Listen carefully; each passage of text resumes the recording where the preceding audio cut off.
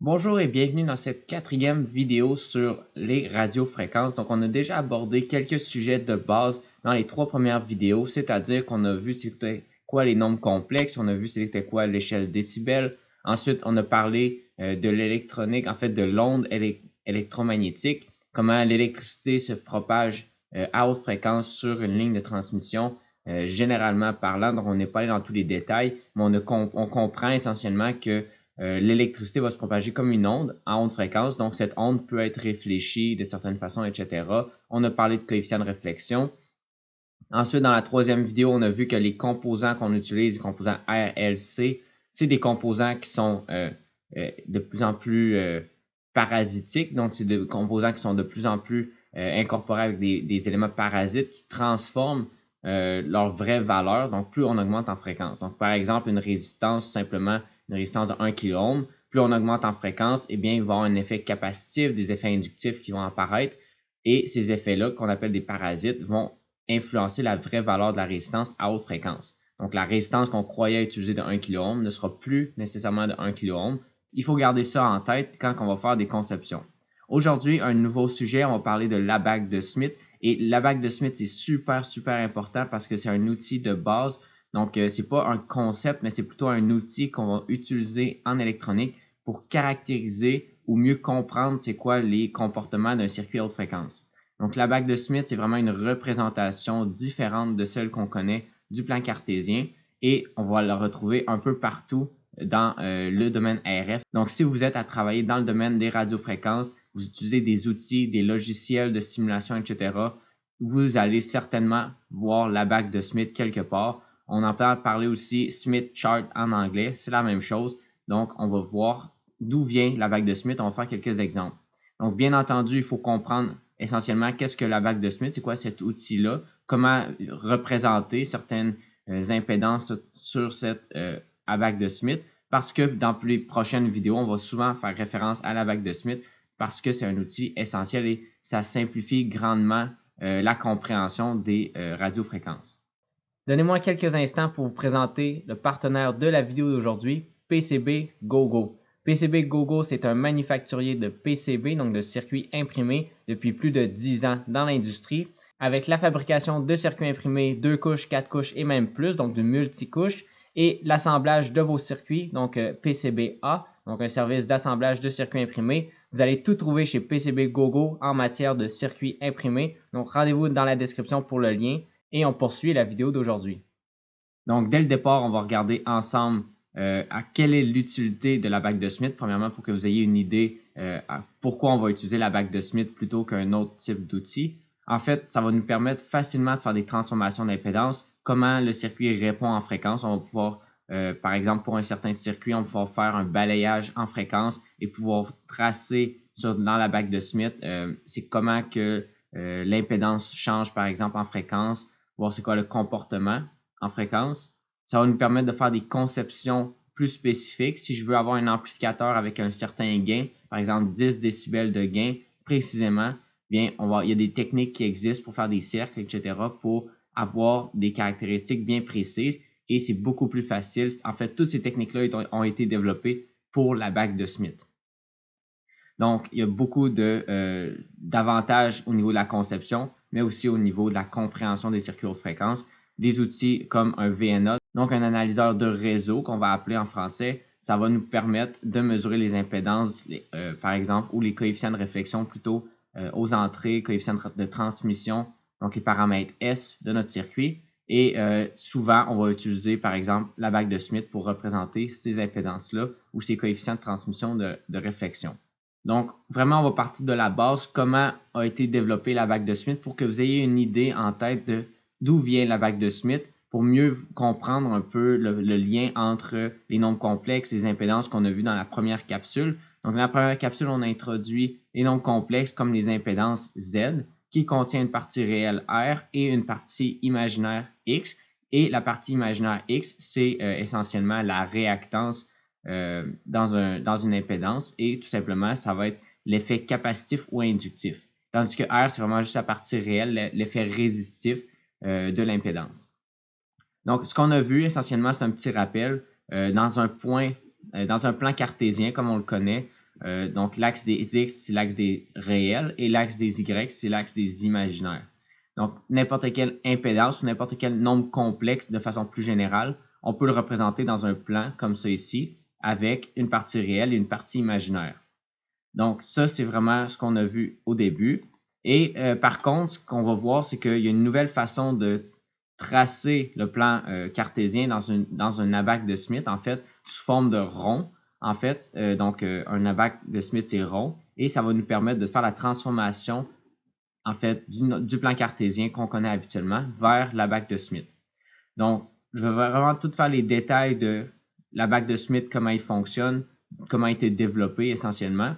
Mais comme vous pouvez voir, ça va nous permettre de transformer n'importe quelle impédance qu'on va avoir dans le plan cartésien, n'importe quel nombre complexe essentiellement, on va pouvoir le tracer dans un abaque de Smith. Donc, c'est simplement une représentation différente, mais essentiellement, ça a à voir avec la représentation des nombres complexes dans un plan.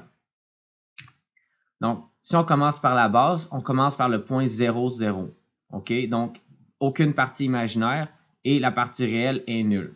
OK? Donc, si on imagine une impédance, un nombre complexe, ça va être Z égale à 0. Dans ce cas-ci, on remarque en fait, c'est que ce point-là correspond vraiment à l'extrémité gauche dans la vague de Smith. Et ce point-là, ça va être caractérisé par le court-circuit. Donc, puisque nécessairement, dans un circuit, si notre impédance est de 0, ça veut dire essentiellement qu'on a un court-circuit. OK, donc, ce point-là va correspondre au court-circuit. On va garder ça en tête. Maintenant, l'effet opposé, si on a un circuit ouvert qui correspond à être une impédance très, très, très élevée, donc une résistance infinie, ça va être de l'autre côté sur l'axe des réels. Donc, sur le plan cartésien, ça serait R tend vers l'infini. Bien évidemment, dans un plan cartésien, l'infini, on ne peut pas vraiment la tracer, donc ça va vraiment, vraiment très loin sur l'axe des réels. Par contre, l'avantage, c'est que sur l'abaque de Smith, ça correspond à un point précis sur l'abaque. Donc, la différence entre le plan cartésien et l'abaque de Smith pour l'infini, c'est que dans le plan cartésien, on ne peut pas vraiment représenter l'infini parce que c'est très, très, très loin et ça n'a pas de valeur finie. Alors que sur l'abaque de Smith, l'infini a une valeur finie puisqu'elle correspond à un point précis dans l'abaque de Smith et ce point-là correspond tout simplement au côté opposé à droite du court-circuit, évidemment. Donc, comme on peut voir, si le point est à droite complètement sur l'abaque de Smith, ça va correspondre à un circuit ouvert ou une résistance infinie. Donc, ce qu'on comprend essentiellement, c'est que quand on se déplace sur l'axe des réels, donc l'axe des X dans le plan cartésien, eh bien, on se déplace aussi sur l'axe horizontal de notre abaque de Smith. Donc, pour l'instant, on n'a pas travaillé dans la partie haut et bas de l'abaque de Smith, mais juste pour voir que les variations de l'effet résistif, de la résistance, donc la partie réelle de l'impédance, va simplement se déplacer sur la partie horizontale de notre abaque de Smith. Donc, à gauche complètement, c'est le court-circuit et à droite complètement, c'est le circuit ouvert. Donc, n'importe quelle autre impédance entre les deux, on va pouvoir le représenter dans cette abaque. Maintenant, pour ce qui est de la partie imaginaire, donc laissons tomber pour l'instant la partie réelle. Donc, pour ce qui est de la partie imaginaire, donc la réactance de notre impédance, donc si on a un effet inductif ou capacitif, comme on peut voir, comme on se rappelle dans le plan cartésien, on va se déplacer de haut ou vers le bas. Donc, par exemple, pour une réactance inductive, on va se déplacer vers le haut, donc Jx va être positif, alors que pour une réactance capacitive, ça va être moins Jx. Donc, on va se déplacer vers le bas. Donc, ces deux lignes-là, que ce soit vers 0 ou vers l'infini, une réactance infinie positive ou infinie négative, eh bien, ces deux lignes-là vont pouvoir être représentées sur la bague de Smith par le contour ou le périmètre ou la circonférence, même, je dirais, de la bague de Smith. Donc, vraiment, c'est tel quel. En partant du point 0, 0, on connaît le court-circuit. On a déjà trouvé ce point-là. Eh bien, par exemple, pour la réactance positive inductive, on va pouvoir tracer notre ligne sur la circonférence supérieure jusqu'au point infini. Donc, vraiment, ce qu'on voit, c'est que la bague de Smith, c'est vraiment une compression du plan cartésien de 0 vers l'infini. Et ça va être génial parce qu'on va pouvoir représenter absolument toutes les valeurs d'impédance possibles plus facilement dans un seul cercle, alors que surtout pour des très petites impédances autant que pour des très grosses impédances, alors que dans un plan cartésien, une variation entre une petite et une très grosse impédance, ça serait très difficile à représenter dans le même plan.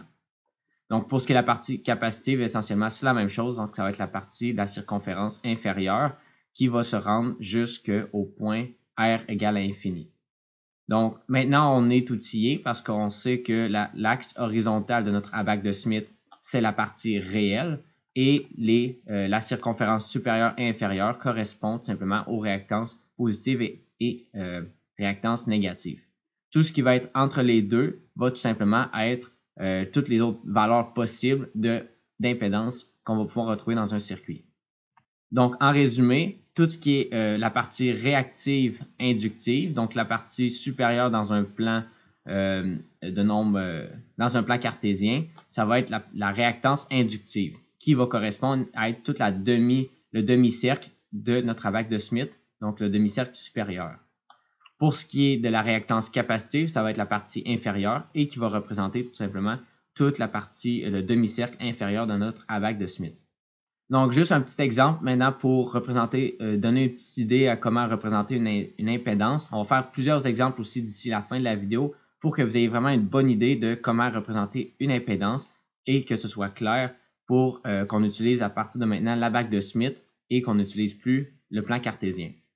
Donc, un petit exemple, si j'ai un nombre complexe et ce nombre complexe, ça se trouve être une impédance dans un circuit, par exemple de 0.8 et J 0.6, on sait que dans un plan cartésien, on peut le représenter de cette façon-là, avec les coordonnées réelles et imaginaires. Donc, pour faire la conversion de ce point-là dans un plan cartésien vers l'abaque de Smith, on a tout simplement à regarder dans l'abaque de Smith où se situe le point 0.8 et où se situe le point 0.6 pour ce qui est de la réactance. Donc, pour ce qui est de la partie réelle, 0.8, eh bien, il y a une indication sur l'axe des réels où on peut lire les valeurs et on peut pouvoir aller chercher, par exemple, c'est quoi la valeur 0.8. Ça va correspondre à un cercle qui va être constant à cette valeur-là et on va pouvoir se déplacer sur ce cercle-là, bien évidemment, pour aller chercher c'est quoi la valeur de la réactance associée. Donc, on va voir un petit peu plus tard à quoi ressemble un vrai abaque de Smith pour que vous puissiez voir essentiellement comment on se déplace et c'est quoi les déplacements possibles sur cet abaque-là. Donc, un petit dernier détail avant de faire des exemples et des exercices, il faut simplement se rappeler qu'avant de représenter une impédance dans un abaque de Smith, c'est toujours mieux de normaliser cette impédance-là. Par exemple, la plupart des cas, dans 95% des cas au moins, on la normalise à 50 ohms. Pourquoi 50 ohms? C'est devenu un standard. On fera une vidéo pour parler de ce standard-là, pourquoi il est devenu 50 ohms plus précisément. Mais gardons en tête aujourd'hui que lorsqu'on normalise une impédance, c'est par rapport à 50 ohms. Qu'est-ce que ça veut dire? C'est que 50 ohms devient la référence et donc lorsqu'on divise une impédance par 50 ohms, donc ça devient n'importe quelle impédance qui vaut 50 ohms devient 1 et les autres impédances deviennent des valeurs entre 0 par exemple et l'infini, mais référencées à 50 ohms. Si par exemple on a une impédance de 150 ohms, dans ce cas-ci J 80 ohms, eh bien, si on divise, on la normalise par 50, en fait, bien, on va se retrouver à 3 plus J 1.6. Donc, c'est simplement qu'il faut normaliser les impédances avant de les dessiner sur la bague de Smith. Et lorsqu'on va vouloir avoir, par exemple, fait une transformation, fait une conception de circuit, on va voir lire la valeur dans un abaque de Smith. Eh bien, lorsqu'on va vouloir utiliser, par exemple, des composants réels, on va simplement multiplier par 50 pour se rappeler qu'on avait normalisé au préalable. Donc, gardons en tête ce petit détail, ça va revenir bien évidemment un peu plus tard.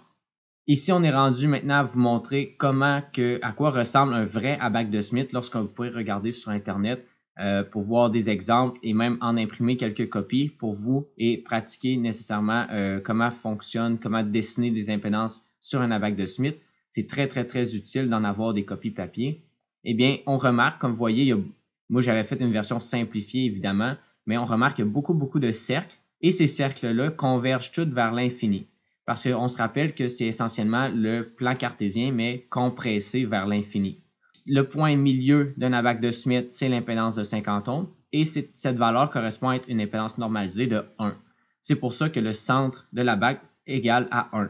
Ensuite, si on se déplace vers la gauche, eh bien, ces valeurs de résistance diminue, donc 0.1, 0.2, 0.3 jusqu'à 1, jusqu'à se rendre au centre à 1. Ensuite, on augmente 1.2, 1.4, 1.6, 2, 3, 4, 5.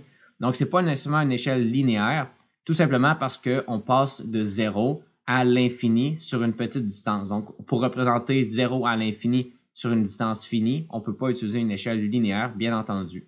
Nécessairement, tout ce plan-là va nous permettre de représenter toutes les impédances possibles. Si on reprend l'exemple un peu plus haut de J de 0.8 plus J 0.6, eh bien, on irait premièrement sur la partie réelle, identifier 0.8 qui se situe ici, ce qui veut dire que tout le cercle qui se situe ici, je vais pouvoir me déplacer sur ce cercle-là en gardant toujours une résistance de 0.8. Donc ça, c'est super important. Lorsqu'on se déplace sur un cercle comme celui-ci, bien, on va pouvoir garder la valeur de résistance. Maintenant, comment obtenir la valeur de réactance de J 0.8? Eh bien, à ce moment-là, il faut lire sur la périphérie extérieure les valeurs de réactance. Donc, par exemple, ici, en montant, on sait que c'est des réactances inductives positives. Donc, on voit les valeurs 0.1, 0.2, 0.3, 0.4, 5, 6. Donc, ici, c'est 0.6. Donc, en descendant maintenant sur cette ligne-là, avec l'intersection du cercle de J0, avec l'intersection du cercle 0.8, je vais trouver l'impédance que je cherchais au début. Donc, une impédance de 0.8 plus J 0.6 se situerait à ce point milieu.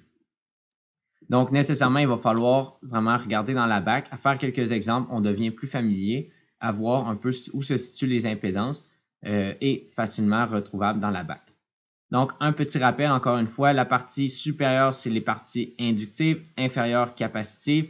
Pour se rappeler, il y a deux formules importantes qu'il faut se garder en tête. Donc, pour ce qui est la réactance inductive, c'est J2πfL. F, c'est la fréquence, L, c'est l'inductance. Et pour ce qui est de la partie capacitive, c'est 1 divisé par 2πfC. Donc, F, c'est la fréquence et C, c'est la capacité. Donc maintenant, on va faire quelques exemples pour finir la vidéo pour que vous ayez une bonne idée de comment représenter différentes impédances, etc. C'est vraiment pour vous donner les outils nécessaires pour bien comprendre la BAC de Smith. Donc prenons le cas de base. Donc le premier cas, par exemple, c'est 50 ohms. On voit une impédance de 50 ohms. Qu'est-ce qu'une impédance de 50 ohms? Essentiellement, c'est une résistance de 50 ohms, tout simplement. Donc si je vois cette impédance-là, par exemple, dans le graphique de gauche, comment représenter dans la BAC de Smith? Première étape, on doit normaliser par rapport à 50 ohms. Donc, lorsque je normalise 50 ohms par rapport à 50, ça me donne 1. Donc, j'obtiens l'impédance normalisée Z égale à 1 plus J 0, parce qu'il n'y a pas de partie réactive. Et ce point-là correspond tout simplement au centre de la BAC. Très, très simple. Maintenant, si je vous demandais comment représenter un court-circuit et un circuit ouvert, ces deux-là, il faut les savoir. Un circuit ouvert, c'est à l'extrémité droite. Un court-circuit, c'est à l'extrémité gauche. Donc, ça, c'est deux points essentiels à savoir. Donc, si on sait court-circuit, 50 ohms et circuit ouvert, à partir de là, les autres, on va pouvoir être capable de les tracer aussi. Donc, maintenant, deuxième exemple, on va prendre une impédance un petit peu différente. On va prendre Z égale 35 plus J10. Il faut normaliser. Lorsqu'on normalise à 50 ohms, on obtient Z égale 0.7 plus J 0.2. Et maintenant, il suffit de trouver, par exemple, la coordonnée dans la BAC de Smith qui correspond à 0.7 plus J 0.2.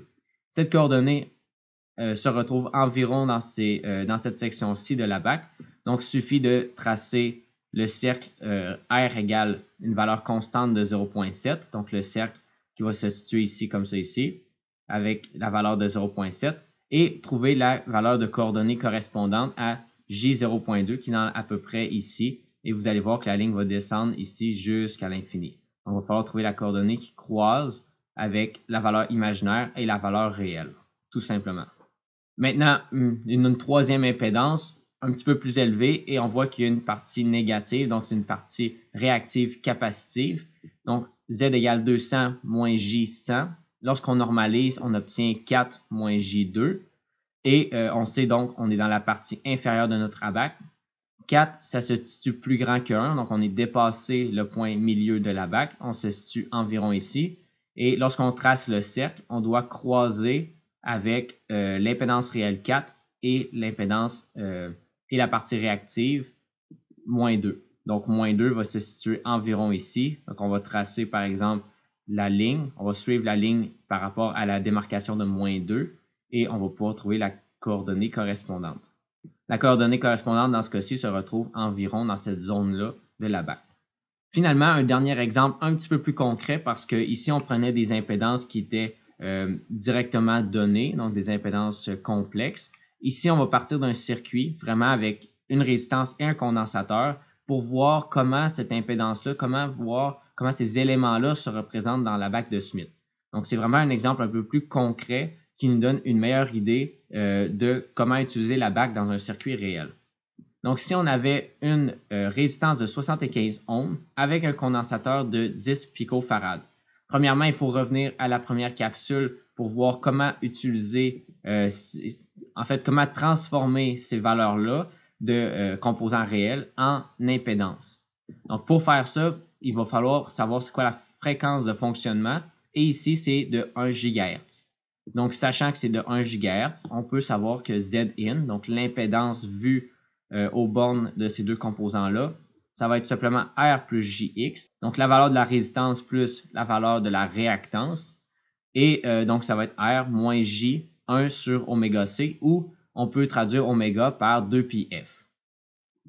Donc, lorsqu'on remplace maintenant toutes les valeurs dans cette équation-là, on se rend compte que ça donne 75 avec 1 divisé par 2π, 1 GHz, c'est 10 picofarads, donc les valeurs de nos composants. Et on se rend compte que finalement, on obtient une impédance plutôt de 75, qui est la valeur de la résistance, moins J, 15,92. Donc, approximativement, c'est ça l'impédance de notre circuit vu ici aux bornes de ces deux composants-là. Donc, à partir de là, on sait déjà c'est quoi les étapes pour représenter dans la BAC de Smith. On va faire de la normalisation. Donc, on va normaliser à 50 ohms premièrement notre impédance. On trouve qu'environ c'est 1.5 moins J 0.318 et simplement, il suffit de regarder et de tracer le point de coordonnées qui se situe dans notre ABAC. Donc, on trouve le cercle de 1.5. Donc, on va trouver le cercle de 1.5 et lequel va croiser moins J,0318. Donc, c'est dans la partie capacitive et il va y avoir une ligne imaginaire ici qui va nous permettre de trouver 0.318 environ. Bien évidemment, la BAC de Smith a une certaine résolution, mais ça va nous donner quand même une très bonne position de la position de cette impédance-là. L'impédance, finalement, de la résistance de 75 ohms et de 10 picofarads se retrouve dans cette section-là de la BAC. Plus précisément, vous pouvez trouver vous-même avec un ABAC que vous pouvez imprimer et trouver la coordonnée plus précisément. Donc, c'est tout simplement ce que j'avais à vous présenter dans la vidéo d'aujourd'hui, l'ABAC de Smith. Bien entendu, c'est quelque chose de nouveau peut-être pour certaines personnes, donc ça peut faire beaucoup d'informations. Je vous laisse digérer tout ça cette semaine. On va pouvoir aller plus en détail maintenant avec l'ABAC de Smith dans la prochaine vidéo. Sachez essentiellement que l'ABAC de Smith, c'est vraiment un outil qui va nous permettre ou même nous faciliter la vie pour représenter des impédances, voir c'est quoi le comportement en fréquence d'un circuit ou même faire des conceptions vraiment de chaînes d'amplificateurs ou on va voir, il y a toutes sortes d'applications qu'on peut faire avec l'ABAC de Smith. Plus on va l'utiliser, plus vous allez vous rendre compte de son utilité et que c'est facile à utiliser. Donc, au besoin, refaites les exercices qu'on a fait avec un vrai ABAC de Smith pour trouver vraiment les coordonnées dans l'ABAC. Ça va vous aider grandement à mieux comprendre par la suite. Et d'ici là, je vous remercie d'avoir regardé la vidéo d'aujourd'hui et laissez des commentaires. Comme toujours, c'est très apprécié de savoir et d'avoir votre avis sur les vidéos que je fais sur la série. J'aimerais avoir vos feedbacks. Donc, merci encore et on se revoit pour une prochaine vidéo. Merci.